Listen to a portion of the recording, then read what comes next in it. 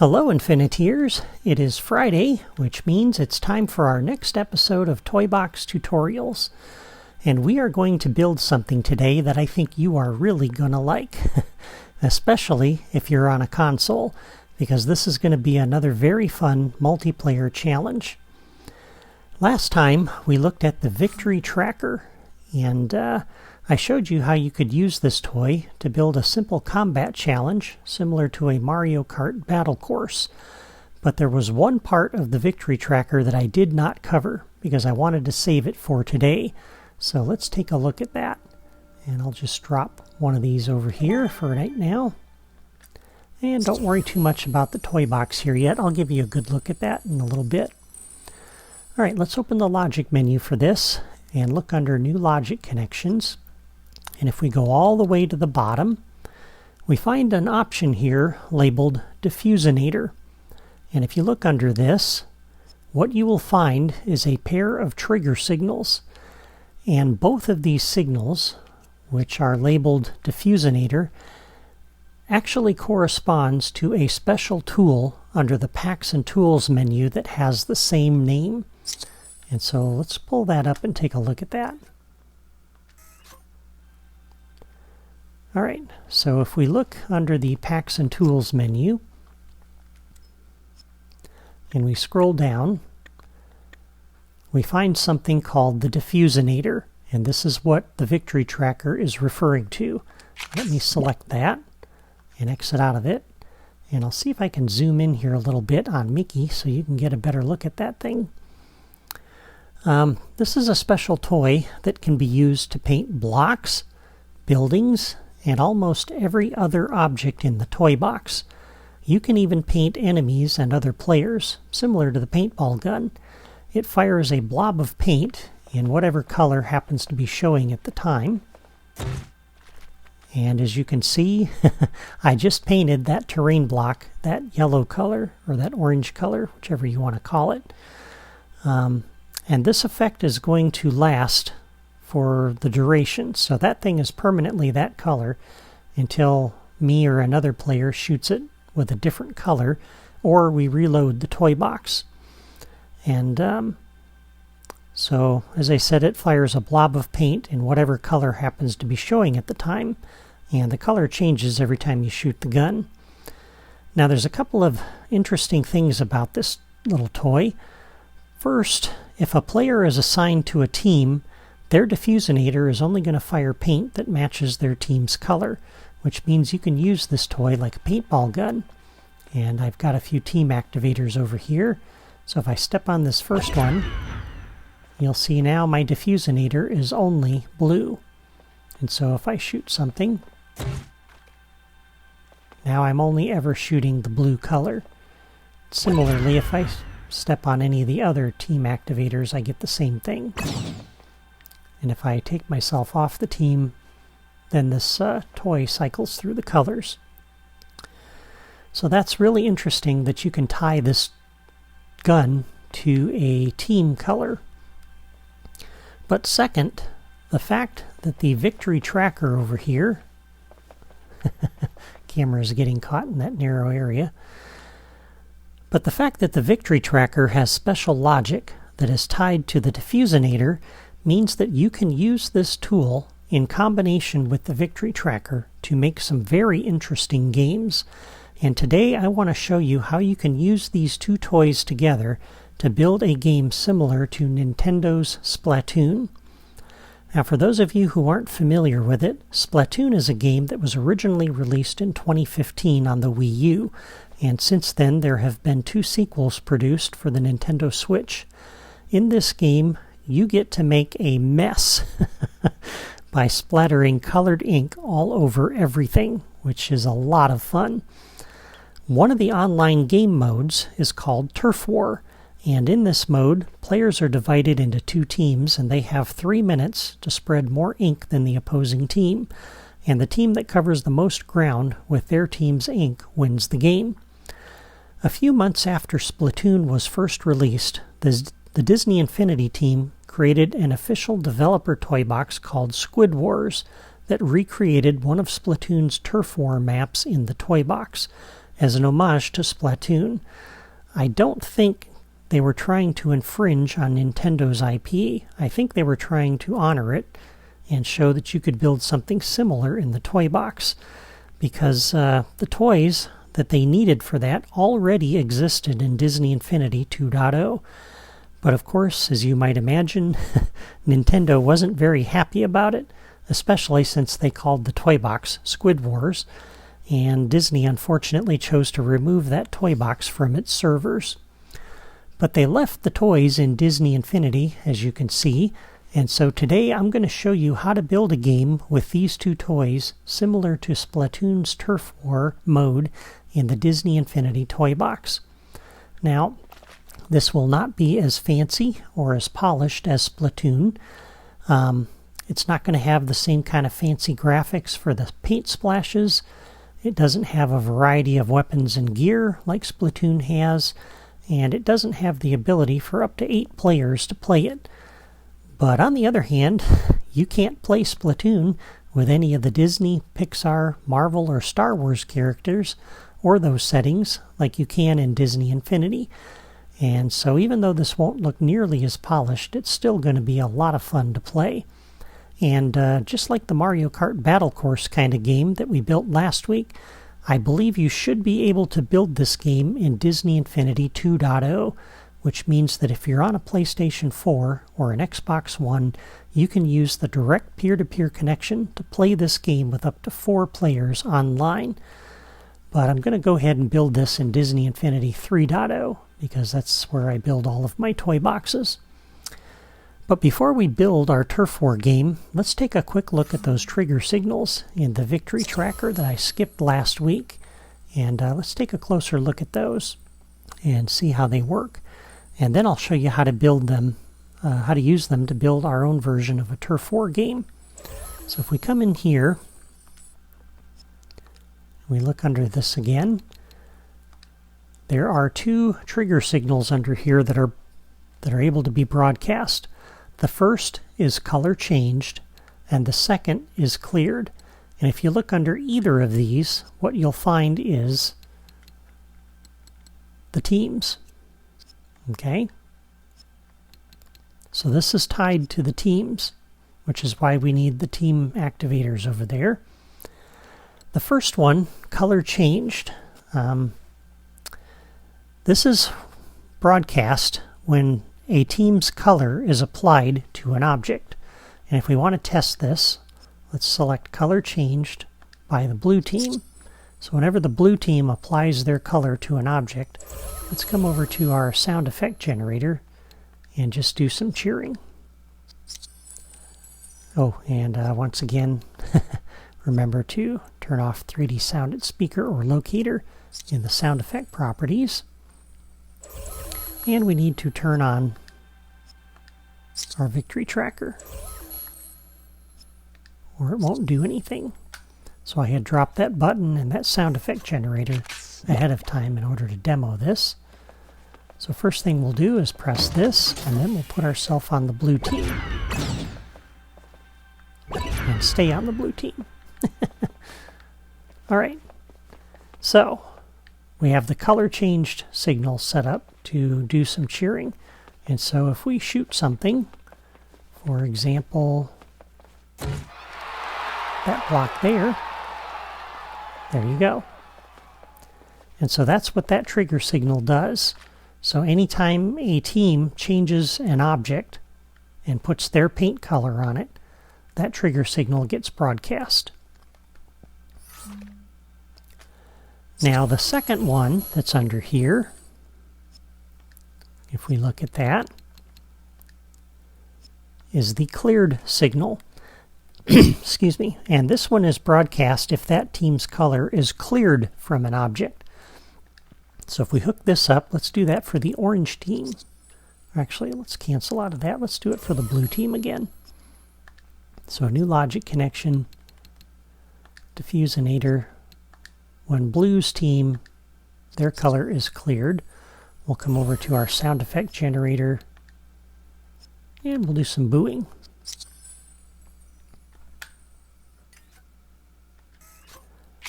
Alright, so let's put ourselves on a different team.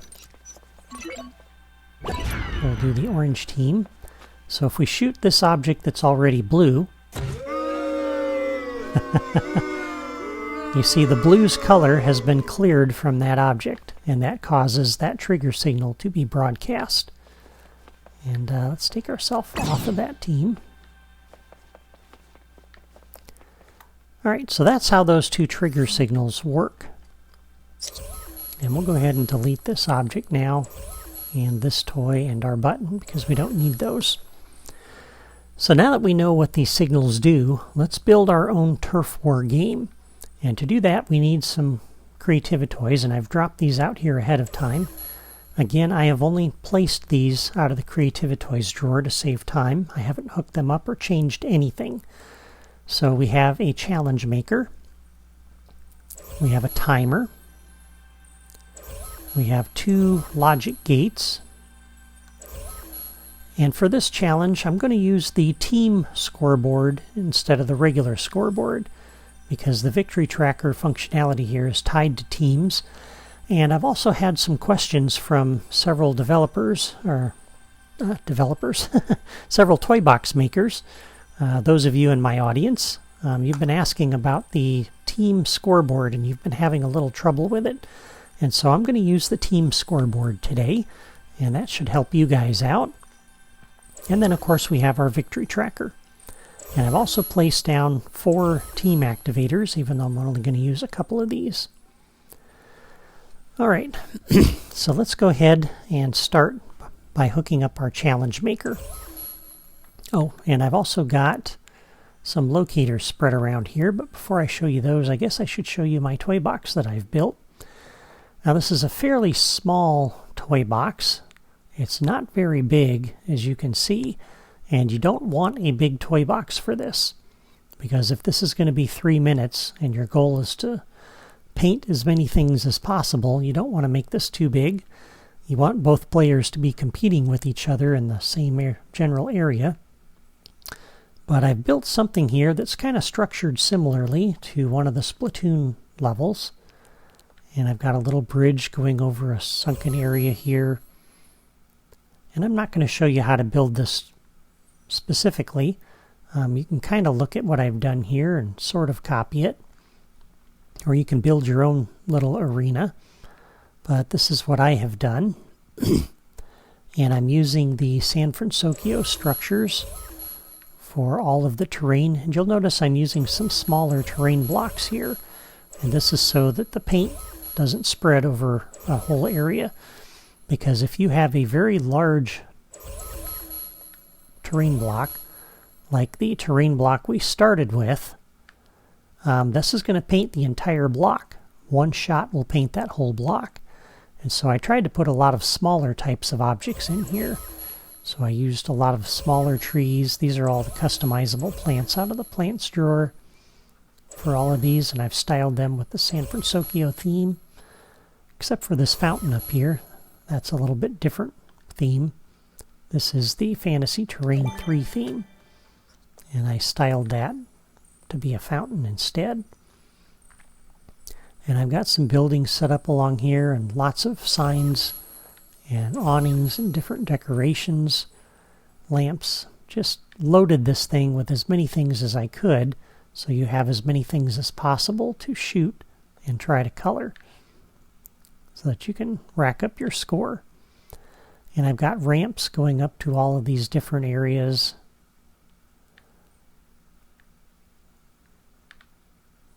And a bridge coming across here, and you kind of get the idea.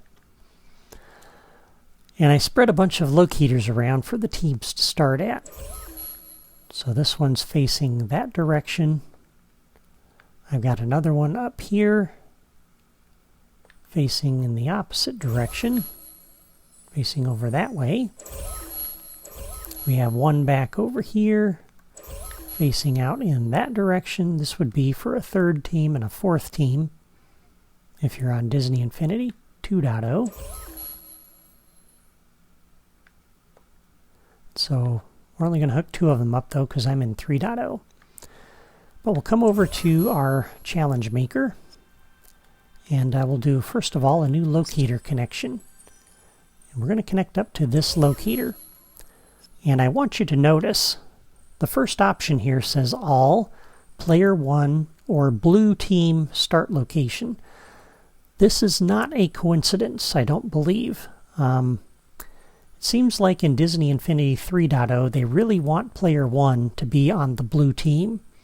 They want player 2 to be on the orange team, player 3 to be green, player 4 to be purple. And even though in 2.0 you could assign any player to any team, and you can still do that in 3.0, one of the things about the team scoreboard that we're going to get to in a minute is that it's not really going to work unless player 1 is on the blue team. And so I'm just kind of pointing that out. This is another indicator that they really want player 1 on the blue team for whatever reason. And so this is going to be the blue team's start location. And we'll do a new locator connection. We'll connect up to this locator up here for player 2's team, which will be the orange team.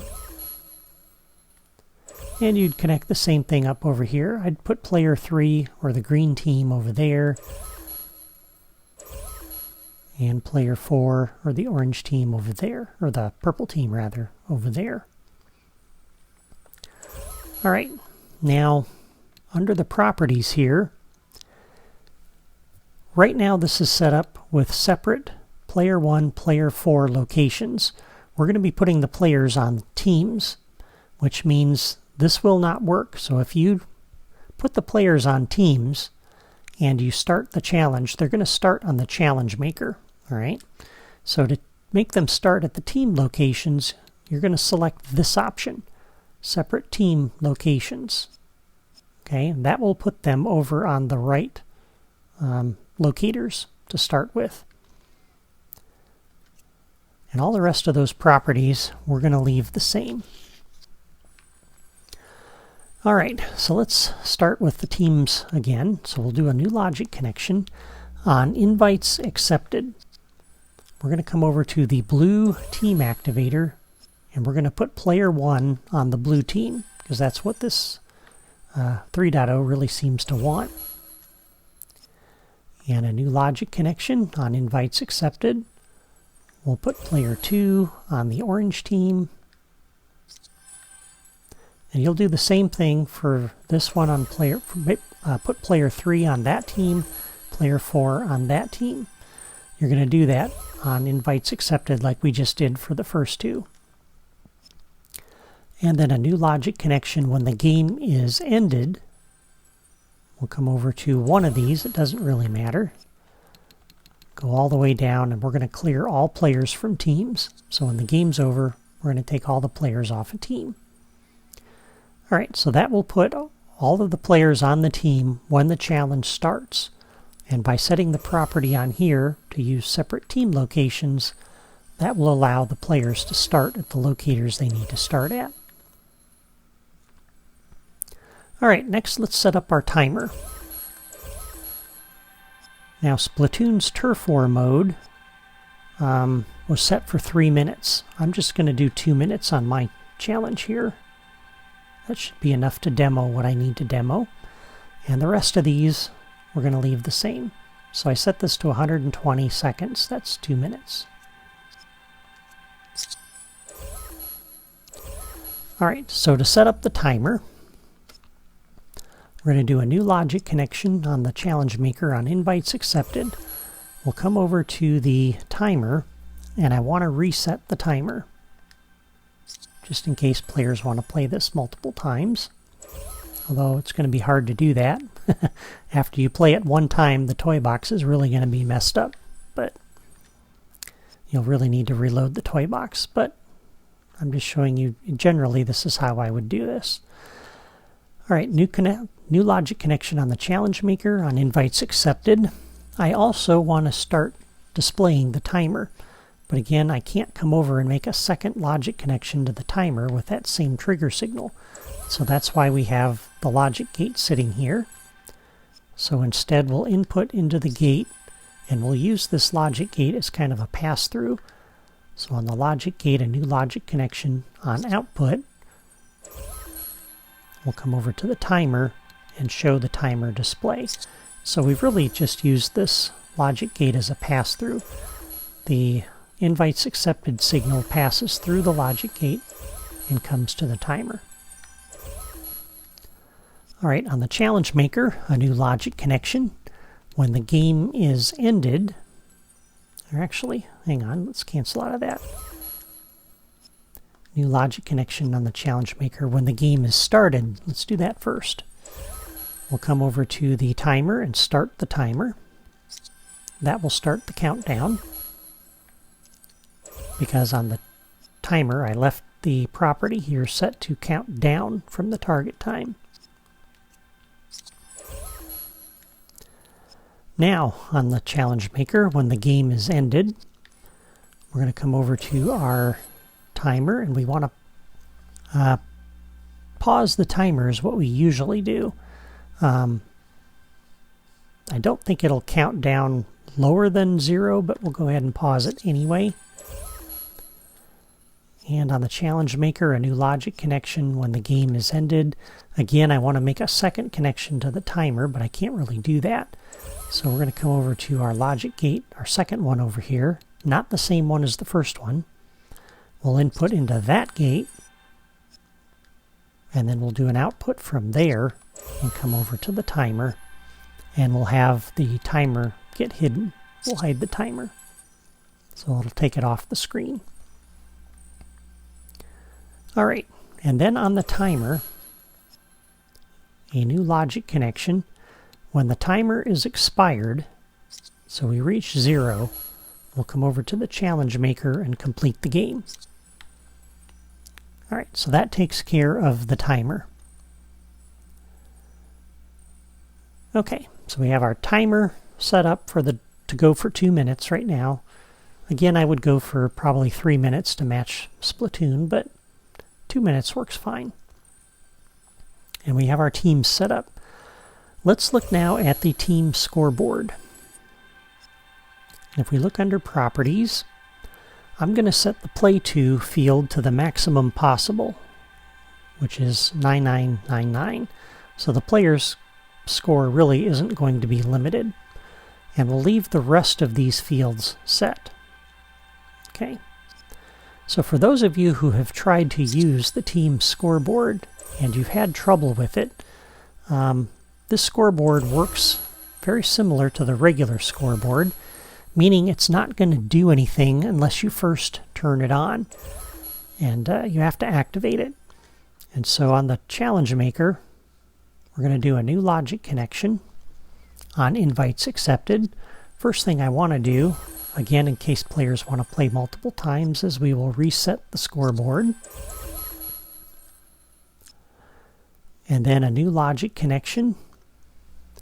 When the game is started, we will come over and activate our team scoreboard. On the challenge maker, a new logic connection. When the game is ended, we come over to our team scoreboard and we will remove it from the display. And then a new logic connection on the challenge maker. When the game is completed, we'll come over here and deactivate the scoreboard because we're done with it. And we want to do that if the game fails as well. So if the player decides to cancel the game, we want to make sure we do the same thing. So we'll deactivate it. And a new logic connection then. I did hook that up. Let me cancel out of that. Because I got 5 connections there. Okay. I was talking while I was making that connection and I forgot what I was doing. Alright, one last connection we need to make is a new score results connection. We want to hook that up to our team scoreboard so we display the results at the end. So the first thing you got to remember, again, is you need to activate this toy just like you have to for the regular scoreboard. Now the other thing to remember is the teams. So again, player 1 needs to be on the blue team. If you try to put player 1 on any other team, and you try to increment that team's score with the scoreboard, it will not increment, and it'll seem like the team scoreboard isn't working. And I think that's a bug in 3.0, because 2.0 doesn't work that way. In 2.0, you can put any player on any team, and the team scoreboard will work fine. But for 3.0, it only works if you put player 1 on this team, player 2 on the orange team, player 3 on green, and player 4 on purple. So that's something I want you to be aware of. Alright, so that's just about everything with the scoreboard, except for the scoring. And that's why we need the victory tracker. So on the challenge maker, a new logic connection on invites accepted, we need to turn on the victory tracker. On the challenge maker, a new logic connection when the game is ended will turn off the victory tracker. And now on the victory tracker, we want to hook up those new signals for the Diffusinator. Alright, so what we're going to do on here, on the victory tracker, is a new logic connection. On the Diffusinator, when the color is changed for the blue team, so the blue team has applied their color to some object, we're going to come over to our team scoreboard, and we are going to increment the blue team's score by 1. Okay? We're going to do that same connection for every other team. So for the Diffusinator, color is changed for the orange team. We'll update the orange team's score. So we'll increment by 1 the score for the orange team. If you're on 2.0, do that same connection for the green team and the purple team.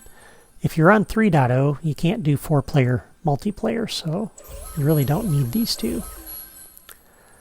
But on 2.0, if you want to do that, and you want to use the peer-to-peer connection to play with 4 players, you can do that. Now, you'll notice I am tying, in my game, I'm putting player 3 and 4 on separate teams. So I'm putting every player on their own separate team. I think that's going to be a lot of fun. And it makes it more flexible, because then if you only have 3 players, you can do 3 players. If you want to do 4 players, you can put player 3 on the blue team, player 4 on the orange team, and then you'll have 2 players on each team, and it'll be similar to Splatoon. But for my game, I'm putting each player on separate teams. Alright, now the other side of this is what happens when a player's team color is removed. And in Turf War, what you want is at the end of the game to have the team with the most objects, the most ground covered with their color, being the winner. And so what we're going to do is a new logic connection on the victory tracker on the Diffusinator when the team's color is cleared. So when the blue team's color is cleared from an object, we're going to come over to the team, or to the team scoreboard here, and we're going to decrement by 1 the score for the blue team. So when a team other than the blue team hits a object that has blue attached, like that one over here, that's really going to give them 2 points, because it's going to increment their team's color by 1, and it's going to decrement the blue team's color by 1, because that's 1 less object the blue team has covered. And so that gives you incentive to fight over covering paint. You're not just going to run around and put your color on necessarily anything. You're going to fight over terrain pieces and try to take back certain things. And so on here, again, new logic connection on the Diffusinator. When the orange team's color is cleared, you're going to come over and decrement the orange team's score by 1. And you do that same connection for the green team and the purple team. And there you go. that is all of the logic connections, I believe, for this Paint War game. Alright, now to demo this, what I would recommend is once you have the logic hooked up for this, save your toy box. Because once you play this and you start painting stuff, again, that paint color is going to stick until you reload the toy box. Or unless you go through and delete every object and replace it, every object that's been colored. So I would recommend doing that. But in order to demo this, we need a second player. And so let me bring in a second player here. I need to start up my other controller. We'll bring in Judy Hopps.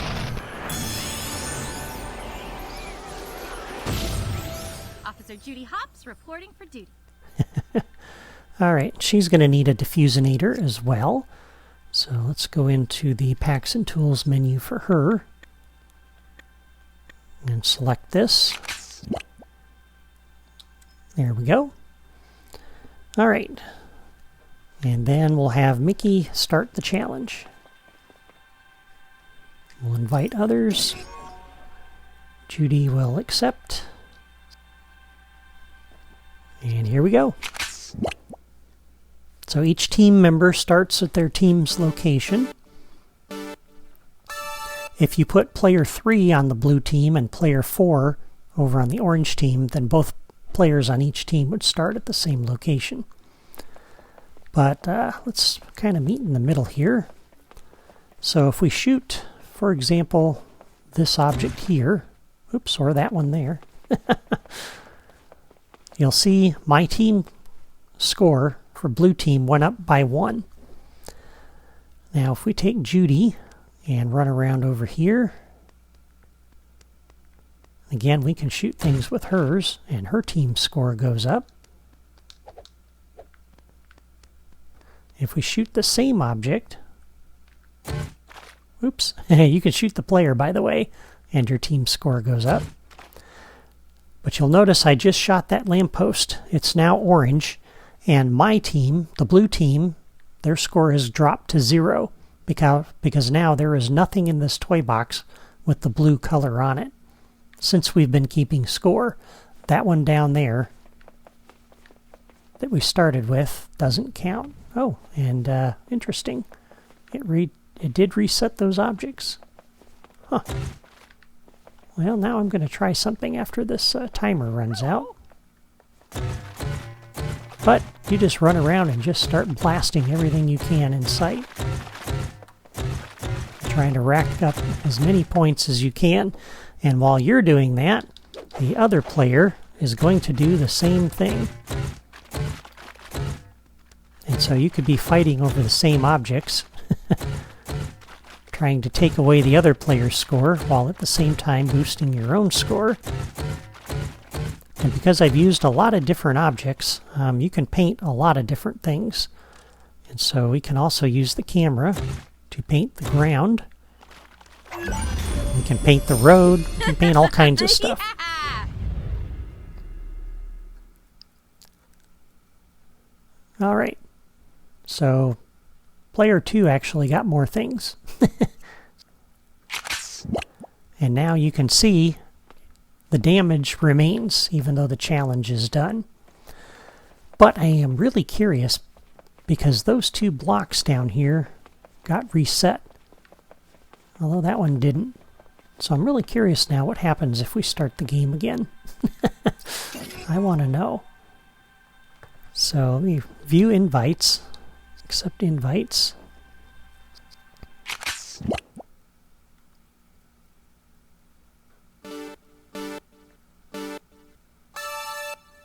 Look at that. All of the toys got reset. I did not realize it did that. Cool. So each time we start the challenge, it automatically resets every toy in the toy box. That is actually very cool because we don't have to restart the toy box to play another game. I like that. I like that a lot. So let me go ahead and end the challenge. Hey, even I learned something new today. How about that? And we'll have Judy drop out. All right, well that is everything that I wanted to cover about the Victory Tracker and the Diffusinator. And as you can see, you can really have a lot of fun with these two toys. Thank you for watching. Before you go, please hit the like button if you enjoyed my video today, and leave a comment and let me know what you think of my Splatoon-like toy box in Disney Infinity 3.0. I would also love to know if you plan to try to build a Turf War game in 2.0, and if you do, I would love to see a video of it in action with 4 players going head-to-head. I think that would be a blast. Don't forget to subscribe to my channel before you go so you don't miss my next tutorial. Have a great weekend, everybody.